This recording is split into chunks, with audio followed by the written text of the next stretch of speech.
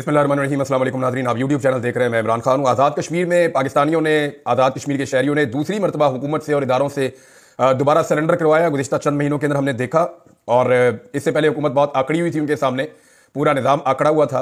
वहाँ पर देखें, मामला शुरू हुआ जब एक एजेंसियों की मुदाखलत से एक हुकूमत को गिराकर एक कठपुतली वज़ीर आज़म बनाया गया। अब अनवारुल हक जो है वो उसको सारे जानते हैं, वो कुछ भी नहीं था। पाकिस्तान तहरीक इंसाफ के टिकट के ऊपर वो जीता हुआ था, और पाकिस्तान तहरीक इंसाफ के टिकट पे जीतने के बाद उसने तहरीक इंसाफ के अंदर नकब लगाना शुरू की। उसकी मदद की खुफिया हाथों ने, नामालूम हाथों ने उसकी मदद की। वो धमकियां लगा के तो उसने वोट लिए कि जनाब आप वोट नहीं देंगे तो फिर जरदारी आपको कहेगा, आपको देने पड़ेंगे। पीपल्स पार्टी वालों को उसने यूं कहा, नून लीग वालों को कहा फिर नवाज शरीफ का फोन कराऊं मैं आपको, वोट तो आपको देना पड़ेगा, मेरे कहने पर दे दो। अब उसको कोई भी प्यार नहीं करता वहां पर, और वो अवाम से प्यार नहीं करता।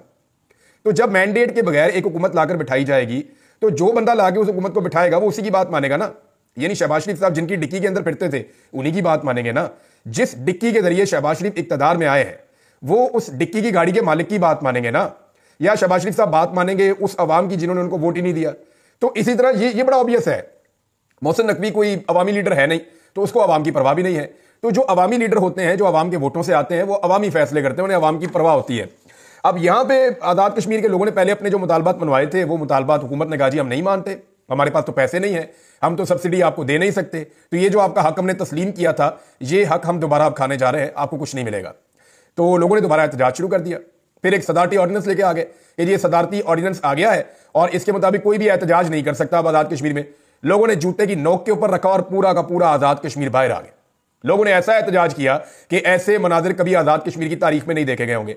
पाकिस्तान का मीडिया, यानी मेरी नज़र में, अब मैं क्या लफ्ज़ इस्तेमाल करूं, मैं खुद इसके अंदर काम करता रहा हूं, हो सकता है आने वाले दिनों में मुझे इस पाकिस्तान के मीडिया में काम करना भी पड़े, लेकिन इतना होम्योपैथिक मीडिया, इतना फारग मीडिया पाकिस्तान का कि अच्छा है कि मैं इस वक्त इस मीडिया के अंदर काम नहीं कर रहा, और मैं इस तरह का कंप्रोमाइज शायद कर भी नहीं सकता था जो इस वक्त आज़ाद कश्मीर में हुआ। आज़ाद कश्मीर पूरा का पूरा बाहर निकला हुआ है, लोग अपना हक मांग रहे हैं, लोग एहतजाज कर रहे हैं, और तारीख साथ एहतजाज हो रहा है, और पाकिस्तान का मीडिया उसका एक विजुअल दिखाने के लिए तैयार नहीं है। वजह क्या है? फोन आ गया जी, साहब का फोन आ गया जी, आपने बिल्कुल आज़ाद कश्मीर को टच भी नहीं करना। टच क्या कर रहा है पाकिस्तान का मीडिया? इररेलेवेंट चीजें टच कर रहा है जी, फलां हो गया, ये हो गया, छोटी छोटी खबरें टच कर रहा है, बहुत मामूली नौयत की चीजों को जो है वो टीवी पे दिखाया जा रहा है। ये नहीं दिखाया जा रहा कि आज़ाद कश्मीर के अंदर इतने बड़े पैमाने पर आज़ाद कश्मीर की आवाम निकलकर अपने हुकूक मांग रही है। तो वैसे भी लोग जो है वो अब मीडिया के मोहताज तो रहे नहीं, सोशल मीडिया के ऊपर उनकी कंपेन चलती है। आलमी मीडिया पाकिस्तान की खबरें दिखाता है, पाकिस्तानी मीडिया तो दिखाता नहीं है। तो आलमी मीडिया ने जो दिखाया उसका एक इंपैक्ट भी आया, इंडिया ने इस पर प्रोपेगेंडा भी किया, और ये प्रोपेगेंडा का मौका इंडिया को किसने दिया? इंडिया को ये प्रोपेगेंडा का मौका दिया पाकिस्तान के मीडिया ने। और जो हमारे पॉलिसी साथ है ना, इनकी अकल पे मातम करने को दिल करता है। भाई जब आप नहीं दिखाएंगे तो लोग इंडियन मीडिया देखेंगे या फॉरेन मीडिया देखेंगे, तो वो मीडिया अपने तरीके से इसको रिपोर्ट करेगा। लिहाजा उन्होंने अपने तरीके से रिपोर्ट किया है, और पूरी दुनिया में जिल्लत और रुसवाई उठाने के बाद, और जब पूरा आज़ाद कश्मीर सड़कों पे आ गया, जब बहुत तेजी से शदीद सर्दी के अंदर वो गाड़ियां लेकर एंट्री पॉइंट्स की तरफ बढ़ रहे थे, तो वहां पे जनाब पूरी हुकूमत ने और एस्टेब्लिशमेंट ने घुटने टेक दिए। जिन्होंने यहां पे रिजीम चेंज किया, जिन्होंने यहां पे लोगों को गिरफ्तार किया, उन्होंने अवाम के सामने घुटने टेक दिए, और ये बड़ी अच्छी बात है। देखें, इसके ऊपर कोई ताना नहीं देना चाहिए। मामला यह है कि अपनी अवाम के सामने हथियार फेंक देना, घुटने टेक देना, यह बहुत बेहतर है कि आप किसी और की फौज के सामने हथियार या घुटने टेक दें। यह बहुत बेहतर होता है। यानी 71 में अगर पाकिस्तानी क़यादत उस वक्त अकल से काम लेती और अपने लोगों का फैसला मानती, अपनी अवाम के सामने जो है वो सरेंडर कर देते और उन्हें कहते कि ठीक है आपका जो राइट है वो हम आपको दे रहे हैं, तो फिर दुश्मन के सामने सरेंडर ना होता। ये बिल्कुल सिंपल चीज है, और ये किताबों में लिखी हुई है, मैं कोई अपने से बात नहीं कर रहा। ये ऑब्वियस है, और ये ऐसे ही होता है, दुनिया में हर जगह ऐसे ही होता है। लिहाजा पाकिस्तान में जो है ये आज़ाद कश्मीर के अंदर जो कुछ भी हुआ, वहां पे फिर फौरी तौर पे कैदी छोड़ दिए गए, लोगों ने खुशी मनाई, लेकिन उसके बाद अब कुछ लोग दोबारा बाहर निकले। इस वक्त की मैं आपको बात बता रहा हूं, लोग दोबारा एहतजाज कर रहे हैं। वो ये कह रहे हैं कि जनाब आपने कैदी तो छोड़ दिए हैं, लेकिन जो ऑर्डिनेंस वापस लेने वाला मामला है उसके ऊपर हुकूमत लैतोलाल से काम ले रही है। हालांकि कमिटमेंट दी है कि ऑर्डिनेंस वापस लिया जाएगा, लिहाजा फौरी तौर पर ऑर्डिनेंस वापस लिया जाए। अब उसके अंदर जो एक तहरीर है हमारे पास, वो तहरीर ये बता रही है कि जनाब फलां फलां फलां फलां जो है वो इसके अंदर तो कोई सेक्शन लिखे हुए हैं, और उनको वो कह रहे हैं जी अब हम खत्म करने जा रहे हैं, और मुकदमात जो है वो भी खत्म करने जा रहे हैं, और दीगर चीजें जो है वो एक तहरीर से लिखी हुई सामने आई है। लेकिन लोग इसके ऊपर तहफ़्फ़ुज़ात का इजहार कर रहे हैं। लोग कह रहे हैं जब तक अमल दरामद मुकम्मल तौर पर नहीं होता हम पुरअमन नहीं होंगे। कश्मीर के शहरियों का क्या है? आज आपने उनके कैदी छोड़ दिए, आप उनकी कल बात मानेंगे नहीं तो वो परसों दोबारा निकल के सड़कों पर आ जाएंगे, फिर वो एंट्री पॉइंट्स की तरफ आ जाएंगे, और ये दुनिया के अंदर एक बड़ी खबर बनती है। तो पाकिस्तान जो है वो बहुत अजीब तरीके से, पाकिस्तान की रियासत फंस गई है, पाकिस्तान की हुकूमत फंस गई है, और उन्हें ये मुतालबा तस्लीम भी करने पड़ते हैं, नहीं करते तो वो एहतजाज करते हैं, मुतालबा तस्लीम करते हैं तो IMF डांटता है, और हुकूमत के बाद इतने पैसे नहीं है, इतनी नालायक और नकम्मी हुकूमत है कि उन्होंने पाकिस्तान को इतना गरीब कर दिया है और पाकिस्तान की मईशत को वहां पहुंचा दिया है कि जिन तबकात को माजी में सब्सिडी दी जा रही थी अब उन्हें सब्सिडी दे नहीं पा रहे। दूसरी एक और बड़ी चीज है नाज़रीन, वो ये है कि साने 26 नवंबर के हवाले से हुकूमत बहुत ज्यादा हसास होती चली जा रही है। एस्टेब्लिशमेंट और हुकूमत का खौफ बहुत ज्यादा बढ़ रहा है क्योंकि 12 लाशें पाकिस्तान तहरीक इंसाफ के पास हैं और जो लाशें गायब हैं उनके बारे में अभी तक कुछ पता ही नहीं है। मैं लाशें गायब हैं क्यों कह रहा हूं? इसलिए कह रहा हूं कि लोग लापता हैं। जब लोग लापता है तो हमें तो नहीं पता कि वो जिंदा है या शहीद हो गए। यानी जो लोग, ये डाटा तो हुकूमत ने देना था ना कि जनाब इतने बंदे हैं जो हमने गिरफ्तार किए हैं, इसके अलावा हमारे पास कोई नहीं है, ये उनके सारे नाम हैं, ये नाम हम आपके साथ शेयर कर रहे हैं, इनके अलावा आप चेक कर लें, आपका कोई बंदा हमारे पास नहीं है। तो फिर पाकिस्तान तहरीक इंसाफ डाटा देती कि जनाब हमारे इतने बंदे गायब हैं। अभी वो कह रहे हैं 100 से ज्यादा बंदे हमारे गायब हैं। अब वो जो बंदे 100 से ज्यादा गायब हैं, जो जेलों में भी नहीं पता चल रहा कहां पे, थानों में भी नहीं पता चल रहा कहां पे, ना वो अपने घरों को पहुंचे हैं, तो वो बंदे गए कहां पे? अब उसके बारे में दो राय है, या तो उनको लापता कर दिया गया है, अगवा कर दिया गया जबरी तौर पर, या फिर वो शहीद हो गए, उनकी लाशें गायब कर दी गई हैं। अब इन चीजों को लेकर जब सहाफी सवालात उठा रहे हैं तो क्या गलत कर रहे हैं? अब जब सवाल कोई उठाता है तो उसके ऊपर जो है वो केस किया जाता है। मिसाल के तौर पे मैं आपको ये बताता हूं कि पंजाब में क्या हुआ और ओवरऑल पाकिस्तान में क्या हो रहा है। डी चौक में शहादतों के हवाले से बात करने पर अब तक पंजाब में FIA ने 30 से ज्यादा मुकदमा दर्ज किए हैं। ये मोहम्मद उमैर साहब ने उन्होंने खबर दी है। 3 रोज में 1 दर्जन से ज्यादा गिरफ्तारियां हो चुकी हैं और क्रैकडाउन अभी तक जारी है। डी चौक एहतजाज इदारों से मुताल्लिक मामलात पर प्रोपेगेंडा या खबरें देने पर 90 मुकदमात हो गए हैं। अरकान पार्लियामेंट, सहाफ़ी, सोशल मीडिया एक्टिविस्ट नामजद किए गए हैं। 620 सोशल मीडिया अकाउंट्स की निशानदेही की गई है। 470 इसमें से बैरून मुल्क से ऑपरेट हो रहे हैं। इस्लामाबाद से 36, लाहौर गुजरावाला से 11, फैसलाबाद 9 और पेशावर में 6 और मुल्तान में 4 मुकदमात। इस तरह जनाब ये मुकदमात दर्ज किए जा रहे हैं। ये एक खौफ की फिजा बन गई है, यानी अवाम को डराने की कोशिश की जा रही है। जितनी मेहनत की गई थी ना 9 मई के मामले को उठाने के लिए, उससे ज्यादा मेहनत की जा रही है 26 नवंबर के मामले को दबाने के लिए। लेकिन मैंने एक शेर आपको पहले दिन सुनाया था, वो मैं आपको अब फिर सुना देता हूं और ये हकीकत है, इससे कोई कभी नहीं भाग सकेगा कि कातिल ने किस सफाई से धोई है आस्तीन, कातिल ने किस सफाई से धोई है आस्तीन, उसको खबर नहीं कि लहू बोलता भी है। तो जनाब ये खून कहीं ना कहीं से नजर आ जाएगा। जिसके ऊपर एक कत्ल आ जाए ना वो फिर बचता नहीं होता। 302 बड़ी खौफनाक चीज है। कोई किसी भी ओहदे पे बैठा हो, कहीं पे भी बैठा हो, ये चीज पीछा करती है। शाहिद खाकान अब्बासी साहब हो, मुस्तफ़ा नवाज खोकर साहब हों, जमात इस्लामी के लोग हों, फजल रहमान साहब की पार्टी के लोग हों, तहरीक लब्बैक के लोग हों, अंदरून सिंध की पार्टियों के लोग हों, बलूचिस्तान की पार्टियों के लोग हों, आज़ाद कश्मीर के लोग हों, गिलगित बल्तिस्तान के लोग हों, पूरे पाकिस्तान के लोग ये बार बार कह रहे हैं और सब लोग ये खुलकर कह रहे हैं कि डी चौक में गोली चली है, रियल बुलेट्स चली हैं और ये गोलियां निहत्ते मुजाहिरीन ने नहीं चलाई, ये रियासत की जानिब से चली। शाहिद खाकान अब्बासी ने कहा हुकूमत इसके ऊपर माफी मांगे। ये उनका बड़ा स्ट्रेट फॉरवर्ड स्टेटमेंट है। उन्होंने कहा हुकूमत को PTI मुजाहिरीन पर गोली चलाने के जुर्म में माफी मांगनी चाहिए। मुल्क के लिए सबको एक साथ बैठना पड़ेगा। हुकूमत पाकिस्तान को तहरीक इंसाफ के मुजाहिरीन पर गोली चलाने के मुबैना जुर्म पर माफी मांगनी चाहिए। कमीशन बनाकर मामले की तहकीकात करके हकायक अवाम के सामने लाए जाएं। मिफ्ता इस्माइल भी थे, शाहिद खाकान अब्बासी भी थे। इन लोगों ने बड़ा क्लियरली ये कहा कि, और ये कह रहे हैं कि गोली चली है, यानी हर बंदा ये मान रहा है कि वहां पे गोली चली है, हुकूमत नहीं मान रही। और जो लोग ये कहते हैं उनके ऊपर मुकदमा दर्ज होते हैं। अब पश्तूनों की गिरफ्तारियों का सिलसिला अभी भी नहीं रुक रहा।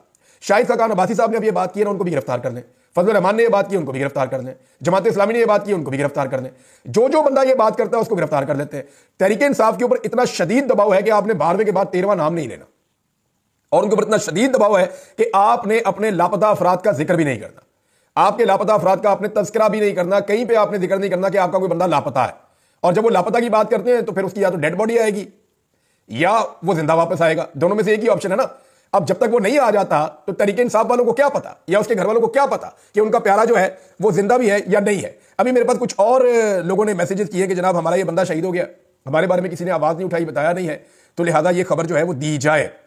अब इसको दबाने की जितनी कोशिश की जा रही है मामले को, ये आलमी सतह पर उतना ज्यादा उठ रहा है और इमरान खान साहब का इस पर मुतालबा बड़ा सख्त है। वो कहते हैं जी इसके ऊपर एक जुडिशियल इंक्वायरी करवाएं, सीनियर 3 सुप्रीम कोर्ट के जो जजेस हैं उनका एक जुडिशियल कमीशन बनाया जाए और इसके ऊपर एक इंक्वायरी करवा दें। ये इमरान खान साहब का मुतालबा है। अब इमरान खान साहब का मुतालबा जो है वो माना नहीं जा रहा। दिन रह गए पीछे थोड़े। 13 तारीख को इमरान खान साहब ने एक प्रोग्राम रखा हुआ है पेशावर में और 14 से वो जो है मुल्क की तहरीक का आगाज कर देंगे। और तहरीक क्या है? सिविल नाफरमानी।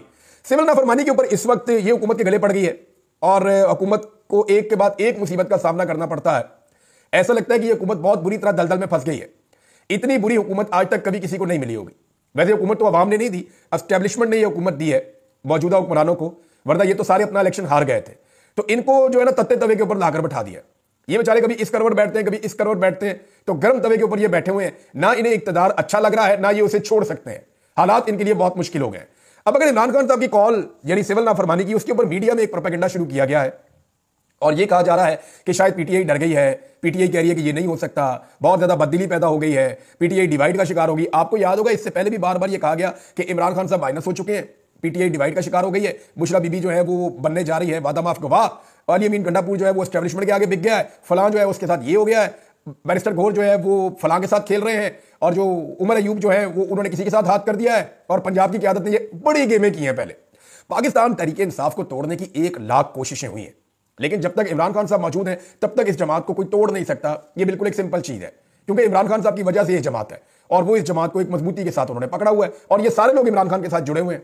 अब मामला यह है कि जिन्होंने माजी में झूठी खबरें चलाई थी, जो माजी में यह भी कहते थे कि पीटीआई ज्यादा 10-12 सीटें जीतेगी और जो जीतेगी वो भी सारी दूसरी जमातों में शामिल हो जाएंगे, उन्हें शर्म भी नहीं आई कि पाकिस्तान तहरीक इंसाफ ने पूरे पाकिस्तान में सबसे ज्यादा सीटें ले ली, आधी सीटें छीन ली, फिर भी वो सबसे बड़ी पॉलिटिकल पार्टी आज भी इस मुल्क के अंदर है, पार्लियामेंट के अंदर सबसे बड़ी पॉलिटिकल पार्टी है, आज भी सबसे ज्यादा नंबर उनके हैं। तो ये तो हकीकत है ना, इससे तो कोई भाग नहीं सकता और भागने की गुंजाइश भी नहीं है। अब दोबारा से वही मीडिया और उन्हीं लोगों को इस्तेमाल करते हुए कहा जा रहा है कि सिविल नाफरमानी की तहरीक गले पड़ गई पीटीआई के, और जनाब ये कामयाब नहीं होगी। लेकिन मीडिया से जाली खबरें चलवाने के बावजूद मैं आपको खबर दे रहा हूं कि हुकूमत अंदर से बहुत ज्यादा घबराई हुई है।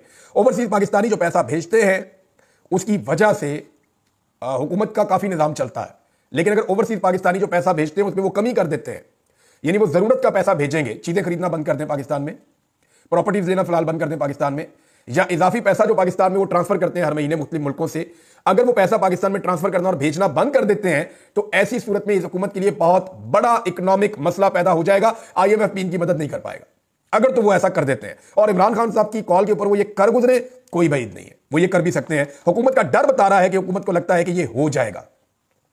अगले मरले में इमरान खान साहब और क्या कर सकते हैं? इमरान खान साहब लोगों को कह सकते हैं हुकूमत के वाजिबात अदा ना करें या हुकूमत के साथ कोऑपरेट ना करें। लोग पहले ही बहुत तंग हैं, हर चीज की कीमत 3-3, 4-4 गुना हो गई है। लोग तो लगता है ऐसी किसी कॉल का इंतजार कर रहे हैं, और इसका इंपैक्ट खैबर पख्तूनख्वा पूरा एक सूबा है, कराची जो है, कराची हैदराबाद, यहां के लोग नाको नाक तंग आ गए हैं। आपका जो अपर पंजाब है या आपका जनूबी पंजाब है, यहां पे भी लोग, सेंट्रल पंजाब में आप डंडे डुंडे मार के कुछ करके आप लोगों से जबरदस्ती बिल ले लेंगे, लेकिन आप हर जगह नहीं ले पाएंगे। लाखों की तादाद में लोगों के मीटर नहीं काटे जा सकते गैस के और बिजली के। चंद कोई 2 दर्जन, 4 दर्जन, 6 दर्जन तो काटे जा सकते हैं, लाखों की तादाद में ऐसा नहीं किया जा सकता, और इतनी बड़ी तादाद में लोगों को गिरफ्तार भी नहीं किया जा सकता। और ये कोई ऐसा जुर्म भी नहीं है जिसमें आप उठा उठाकर लोगों को अंदर ले जाएंगे और आप उन्हें बंद कर देंगे और लोग हमेशा बंद रहेंगे, ऐसा नहीं होगा। अब ये मुमकिन है इमरान खान साहब आने वाले दिनों में जो अस्करी सनती इदारे हैं, यानी फौज से वाबस्ता जो सनती इदारे हैं, उनके बाइकआउट की एक ऑलरेडी मुहिम चल रही है, और उसमें जिस तरह का रद्देअमल आ रहा है दोनों तरफ से, ऐसा लगता है कि वो मुअस्सर है। ऐसा नहीं है कि वो मुअस्सर नहीं है या उसका कोई फर्क नहीं पड़ रहा, जरूर वो मुअस्सर है। इसी वजह से दोनों तरफ के रद्देअमल आ रहे हैं। एक तरफ का ये कहा जा रहा है कि जनाब ये शोहदा के साथ ज्यादती हो रही है, ये जुल्म हो रहा है, ये फौज के जो सनती इदारे हैं इनका बाइकआउट करने वाले मुहिब वतन नहीं है, यानी अगर कोई बाइकआउट करता है तो उसमें हुब्बुल वतनी कहां से आ गई बीच में। बहरहाल ये फौज के साथ लड़ाई तो नहीं है ना, वो मसनूआत नहीं खरीदना चाहते लोग, ठीक है, उनकी मर्जी है, सार्फिन की खरीदें या ना खरीदें, लेकिन उनके खिलाफ एक कंपेन चल रही है, और वो जो कंपेन चल रही है वो डेलिबरेटली चलाई जा रही है। अब हो सकता है कि आने वाले दिनों में पाकिस्तान तहरीक इंसाफ या इमरान खान साहब इस कंपेन को ओन कर लें। अभी इसका इतना इंपैक्ट है, अगर इमरान खान साहब इस कंपेन को ओन कर लेते हैं तो इसका इंपैक्ट बहुत ज्यादा बढ़ जाएगा। ये नाज़रीन इस हवाले से 3 बड़ी इंपॉर्टेंट खबरें थी। आजाद कश्मीर के हवाले से, सानिया 26 नवंबर के हवाले से हुकूमत कितनी बौखलाहट का शिकार है, और नंबर 3 जो सिविल नाफरमानी की तहरीक है वो किस तरफ लेकर जा रही है। दूसरी बात यह है कि इमरान खान साहब के कुछ केसेस हैं, पाकिस्तान तहरीक इंसाफ के, इमरान खान साहब के, वो सुप्रीम कोर्ट ऑफ पाकिस्तान के आईनी बेंच में लग गए। आईनी बेंच को हम सब जानते हैं, ये हुकूमत के चुने हुए जजेस हैं। हुकूमत ने इन जजेस को चुनकर अपनी मर्जी के जज अपना एक बेंच बना दिया हुकूमत ने, यानी पूरी दुनिया के अंदर कभी भी कोई हुकूमत बेंच नहीं बनाती, लेकिन यहां पे पहली मरतबा पार्लियामेंट और हुकूमत ने एक बेंच बनाया है, और अपनी मर्जी का एक बेंच बनाया कि हमारे केसेस ये बेंच सुनेगा। लिहाजा वो जो इंतखाबात में धांधली वाला मामला है वो भी उसी बेंच के सामने लग गया है, जो फौजी अदालतों में सिविलियंस के ट्रायल वाला मामला है वो भी उसी बेंच में लग गया है, 1-2 और बड़े इंपॉर्टेंट मामला हैं वो भी उसी बेंच में लग गए हैं। सवाल यह पैदा होता है कि पाकिस्तान तहरीक इंसाफ के वकला इस बेंच के सामने पेश होकर अपने बातचीत करेंगे, दलाइल देंगे, या वो इस बेंच को तस्लीम नहीं करेंगे, क्योंकि ये बेंच 26वीं मुतनाज़ आईनी तरमीम के नतीजे में वजूद में आया। तो जिस तरमीम को ही पाकिस्तान तहरीक इंसाफ नहीं मानती और जिसके खिलाफ वो कंपेन चला रहे हैं, जिस तरमीम के खिलाफ कंपेन चलाते हुए उन्होंने अपने लोग शहीद करवा दिए, बड़ी कुर्बानियां दी हैं, क्या उस तरमीम के नतीजे में बनने वाले बेंच में पाकिस्तान तहरीक इंसाफ अपने मुकदमा चलने देगी या उसके ऊपर अदम एतमाद का इजहार करेगी? ये बहुत इंपॉर्टेंट है। दूसरी जानिब जस्टिस मंसूर अली शाह साहब जो हैं वो एक के बाद एक कोई ना कोई हथौड़ा छोटा मोटा चला देते हैं। उनसे जब पूछा गया तो उन्होंने कहा भागने वाले नहीं हैं, सिस्टम के अंदर रहकर बेहतरी के लिए काम करेंगे। ये बड़ी जबरदस्त बात है। और मंसूर अली शाह साहब ने बच्चों के हवाले से बात करते हुए तकरीब के अंदर बार बार ये कहा कि आइन के अंदर एक आर्टिकल है, उसका उन्होंने हवाला दिया बच्चों के हवाले से, और उन्होंने सामने बैठे हुए जज से कहा कि आप इसकी तशरीह कीजिए क्योंकि मैं तो अब कर नहीं सकता और मजबूरी है कि मैं नहीं कर सकता, क्योंकि देखें अब तो आइनी अदालत ही तशरीह करेगी आइन के मामलात की, बाकी जजेस तो कर नहीं पाएंगे। चाहे बच्चों के हकूक हों, चाहे खवातीन के हकूक हों, चाहे तालीम का मामला हो, चाहे बुनियादी इंसानी हकूक हों, ये सारे मामला तो अब चले जाएंगे आइनी अदालत के अंदर। अरशद शरीफ शहीद का केस भी आइनी अदालत में लग गया। मुझे नहीं समझ आती, वो एक फौजदारी मुकदमा है। अरशद शरीफ शहीद के ऊपर बहुत सारे मुकदमा पाकिस्तान में किए गए, उनके लिए पाकिस्तान में जमीन को तंग कर दिया गया।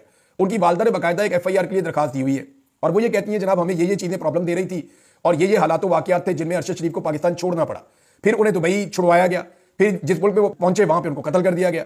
अब ये फौजदारी मामला है, ये आईनी अदालत में चला गया है। मुझे समझ नहीं आती कि आईनी अदालत इस मामले को क्यों सुनेगी।